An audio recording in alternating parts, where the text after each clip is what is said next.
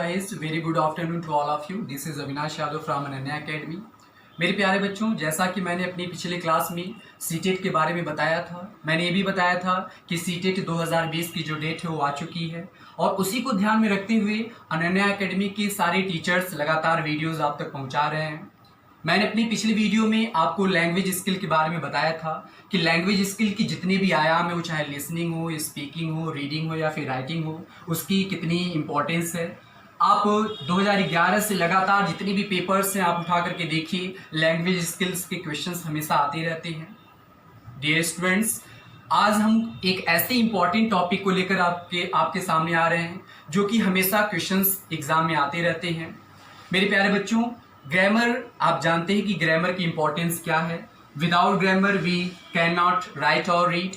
बिना इसके न तो हम लिख सकते हैं, न तो पढ़ सकते हैं, न तो बोल सकते हैं।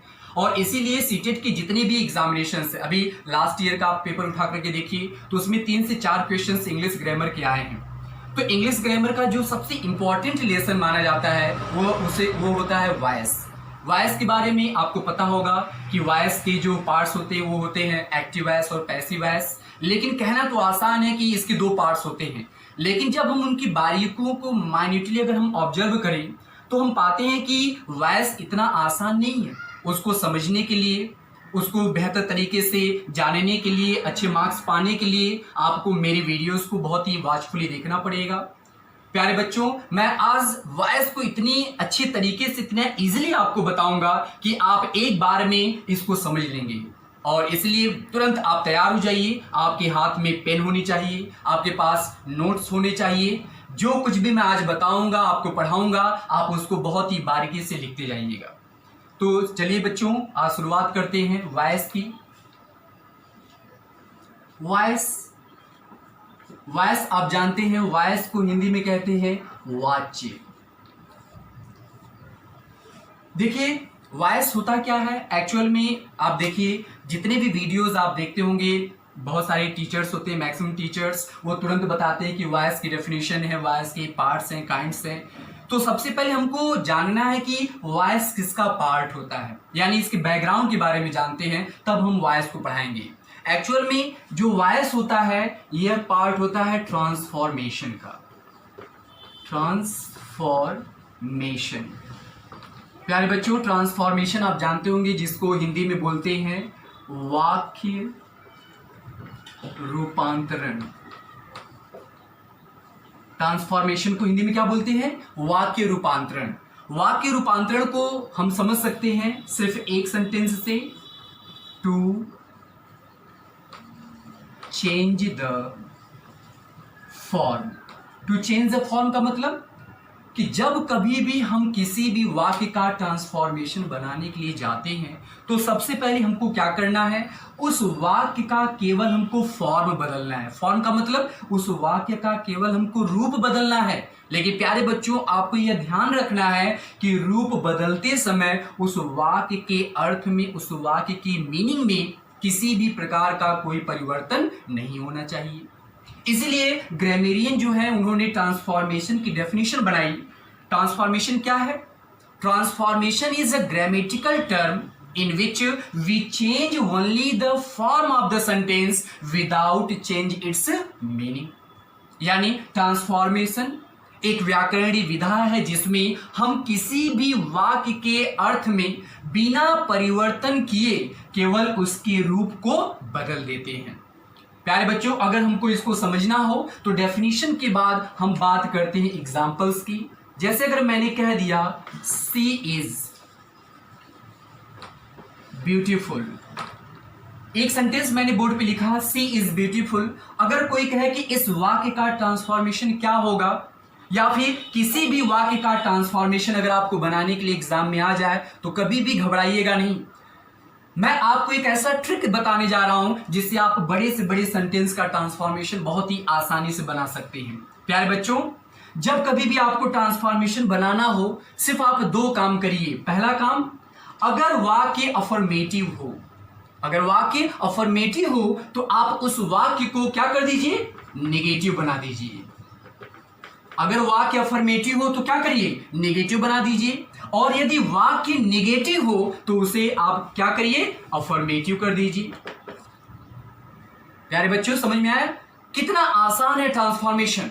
यानी अगर वाक्य अफर्मेटिव हो तो उसे आप नेगेटिव बना दीजिए, और यदि वाक्य नेगेटिव हो तो उसे आप अफर्मेटिव कर दीजिए। जैसा कि मैंने बोर्ड पे जो लिखा वाक्य है वो आप अफर्मेटिव है, इसमें नेगेशन का नकारात्मक कोई भी शब्द नहीं है। दूसरी जो एक विधि है जिसके द्वारा हम ट्रांसफॉर्मेशन को बहुत आसान बना सकते हैं।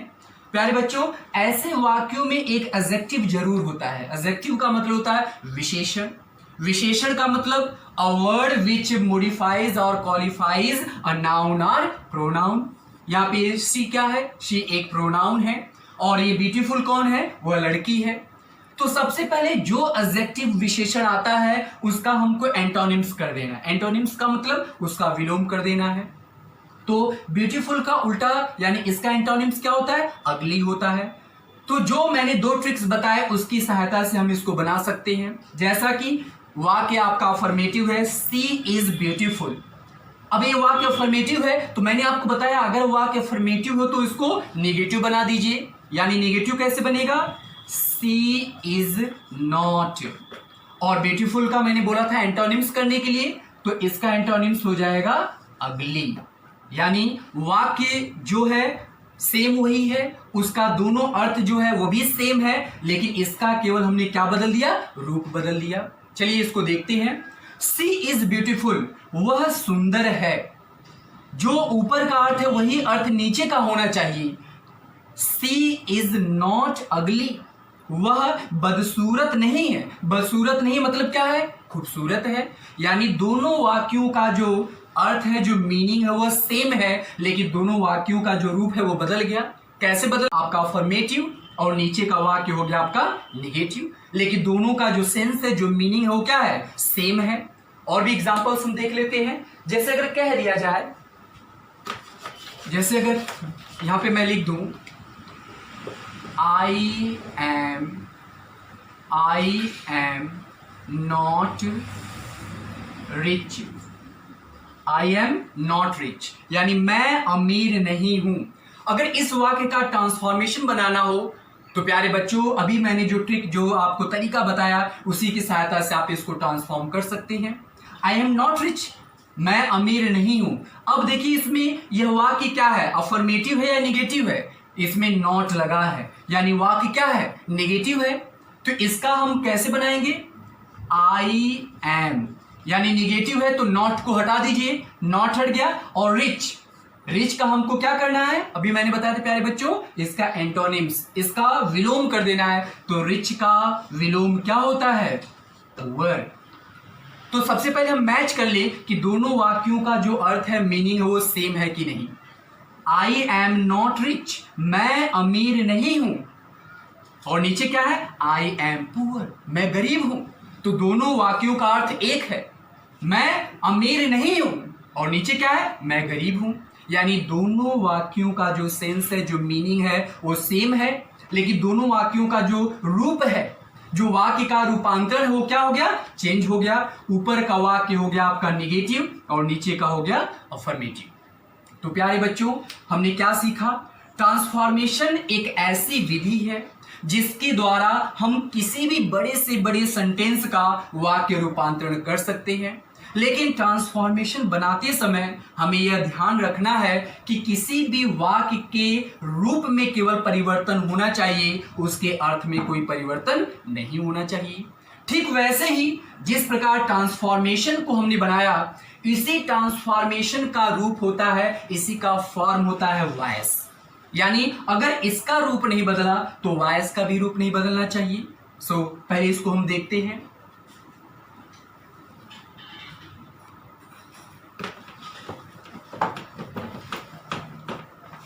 देखिए सबसे पहले अगर हम वॉइस की बात करें, वॉइस की चर्चा करें, तो वॉइस होता क्या है प्यारे बच्चों, अलग अलग किताबों का आप अध्ययन करेंगे तो वॉइस की डेफिनेशन से आप बहुत ज्यादा कंफ्यूज हो जाएंगे। आज मैं वॉइस की इतनी इजी डेफिनेशन बताने जा रहा हूं जिससे आप तुरंत वॉइस को कर सकते हैं। वॉइस क्या है,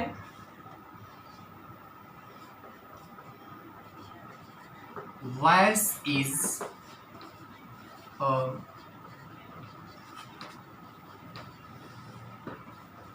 grammatical term in which we find the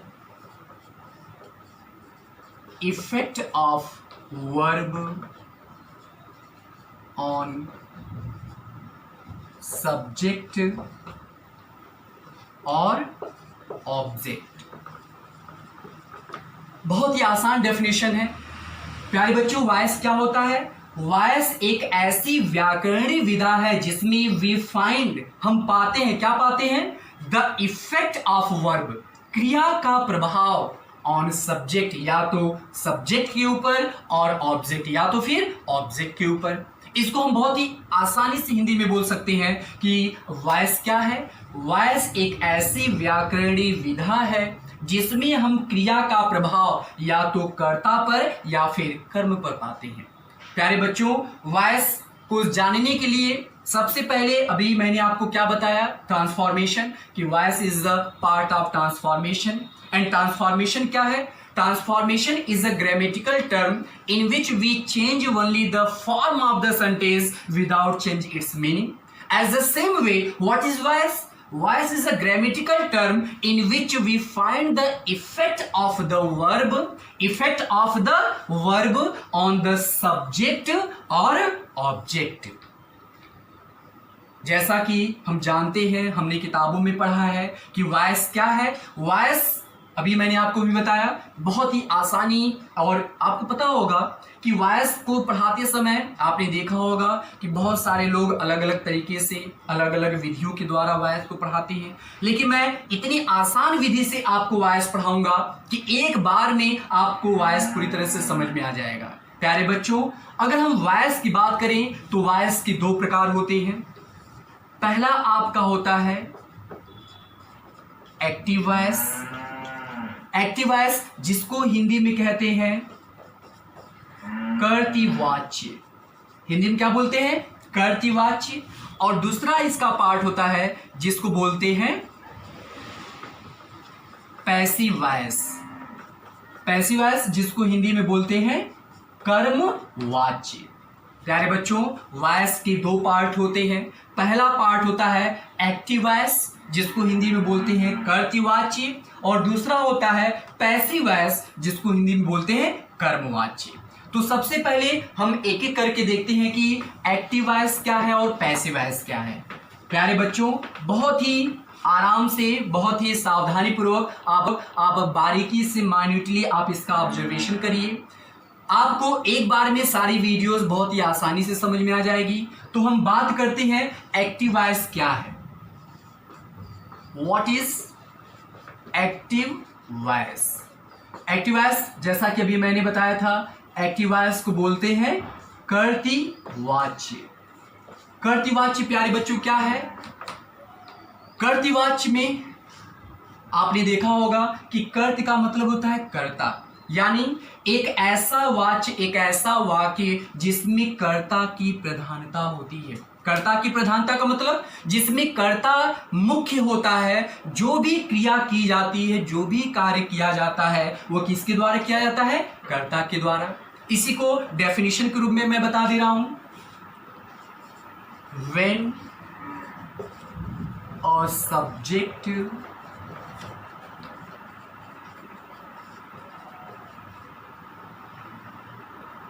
performs an action expressed by a verb is called active voice. प्यारे बच्चों, कितना आसान है एक्टिव वॉइस। एक्टिव वॉइस की डेफिनेशन कितनी आसान है कि when a subject performs an action, यानी जब किसी वाक्य में सब्जेक्ट, सब्जेक्ट का मतलब कर्ता, जब किसी वाक्य में सब्जेक्ट किसी भी एक्शन को, किसी भी एक्शन मतलब कार्य को परफॉर्म करता है, किसी भी कार्य को करता है, और उस कार्य का एक्सप्रेशन किससे पता चलता है? वर्ब से। प्यारे बच्चों, पूरे वॉइस में जो सबसे इंपॉर्टेंट शब्द है, सबसे इंपॉर्टेंट जो वर्ड है वो आपका क्या है? वर्ब है। आपको वर्ब पे फोकस करना है। एक्टिव वॉइस क्या है? एक्टिव वॉइस का मतलब कि जब किसी वाक्य में कर्ता का जो रूप होता है, कर्ता का जो कार्य होता है वह सबसे मुख्य होता है। किसी भी वाक्य में कर्ता की प्रधानता होती है, जो भी क्रिया की जाती है वह कर्ता के द्वारा की जाती है। और इस डेफिनेशन को समझने के लिए मैं आपको कुछ एग्जाम्पल बता दे रहा हूं। एग्जाम्पल की सहायता से आप इस डेफिनेशन को बेहतर समझ सकते हैं।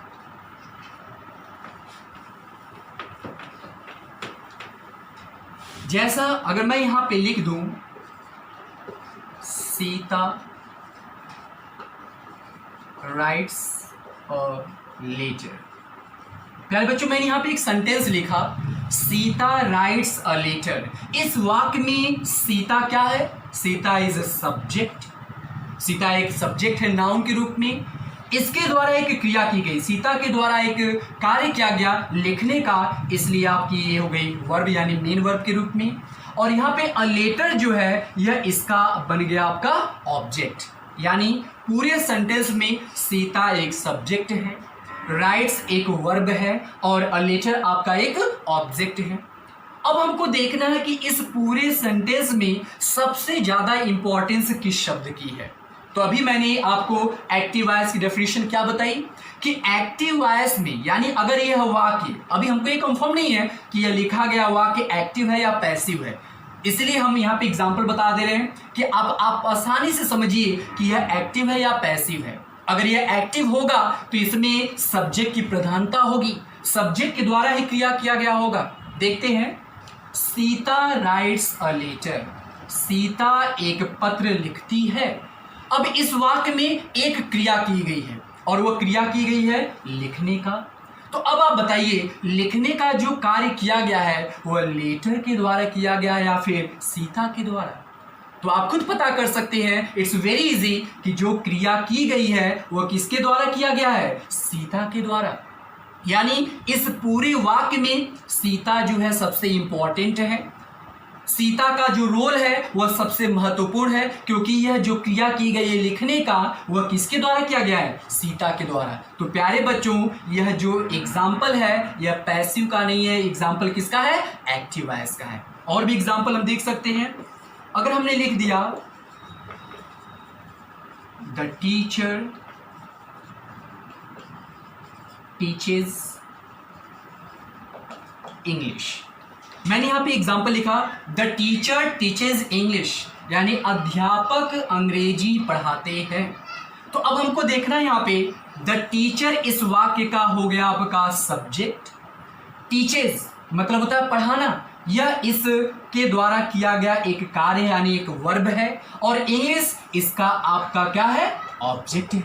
प्यारे बच्चों, मैंने जो एग्जाम्पल लिखा, द टीचर टीचेज इंग्लिश, इस वाक्य में टीचर सब्जेक्ट है नाउन के रूप में, टीचर्स जो है इसका मुख्य कार्य यानी मुख्य क्रिया हो गई वर्ब के रूप में, और इंग्लिश इसका क्या है? ऑब्जेक्ट है।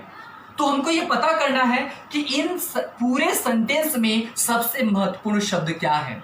तो मैंने बताया कि जिसके द्वारा क्रिया की जाए। तो इस वाक्य में प्यारे बच्चों बताइए कि जो पढ़ाने का कार्य किया गया है वो इंग्लिश के द्वारा किया गया है कि टीचर के द्वारा? किसके द्वारा किया गया है?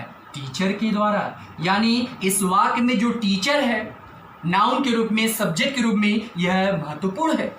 जैसा कि मैंने डेफिनेशन बताया था एक्टिव वॉइस का, कि एक्टिव वॉइस का मतलब कर्तृवाच्य, कर्तृवाच्य का मतलब ऐसा वाक्य जिसमें महत्वपूर्ण कौन होता है? सबसे इंपॉर्टेंट कौन होता है? सब्जेक्ट होता है। क्यों? क्योंकि सब्जेक्ट के द्वारा ही क्रिया की जाती है, सब्जेक्ट ही सबसे इंपॉर्टेंट होता है। तो प्यारे बच्चों, इन एग्जाम्पल्स के द्वारा आप समझ सकते हैं कि एक्टिव वॉइस क्या है। एक बार फिर से मैं एक्टिव वॉइस बता दूं, क्योंकि बहुत ही आसानी से आपको समझना है एक्टिव और पैसिव। एक्टिव वॉइस क्या है? एक्टिव वॉइस का मतलब ऐसा वाक्य जिसमें कर्ता की प्रधानता होती है, ऐसा वाक्य जिसमें कर्ता ही मुख्य होता है, ऐसा वाक्य जिसमें कर्ता के द्वारा ही कोई क्रिया की जाती है। तो प्यारे बच्चों, मैंने आपसे वादा किया है पिछले वीडियो में कि सीटेट 2020 जो 5 जुलाई को होने जा रहा है, इसमें आप इंग्लिश में 30 में 30 नंबर पा सकते हैं। मैं प्रत्येक वीडियो को एक क्रम से बनाऊंगा। पहला वीडियो मैंने इंग्लिश पेडागोजी का बनाया, आज जो मैंने वीडियो बनाया वो इंग्लिश ग्रामर का बनाया। इसी प्रकार से मैं पूरे 1 महीने के दौरान, वो चाहे इंग्लिश पेडागोजी के सिलेबस की बात हो, चाहे इंग्लिश ग्रामर की बात हो, चाहे इसमें फिगर्स ऑफ स्पीच की बात हो, मैं 1 महीने के अंदर मैं आपको सारे वीडियोस उपलब्ध कराऊंगा। ये मेरा आपसे वादा है। ये वादा मेरा और मेरी अनन्या एकेडमी का है। एक ऐसी एकेडमी, एक ऐसी कोचिंग जिसने सबसे ज़्यादा रिजल्ट्स दिए हैं और लगातार देती जा रही है। इसी वादे के साथ एक बार फिर से मैं आपसे उम्मीद रखता हूं कि जब कभी भी मैं आपको कोई भी वीडियोस लेकर के आऊं, आपके सामने मैं कुछ भी पढ़ाने के लिए आऊं, तो आपके हाथ में एक पेन होनी चाहिए, आपके पास एक नोट्स होना चाहिए जिस पे आप मेरे द्वारा पढ़ाए गए प्रत्येक टॉपिक को बेहतर तरीके से नोट्स कर सकें, उसका ऑब्जर्वेशन कर सकें और उससे कुछ सीख सकें। तो प्यारे बच्चों, इसी उम्मीद के साथ एक बार फिर से मैं आपसे अलविदा लेता हूं। Thank you.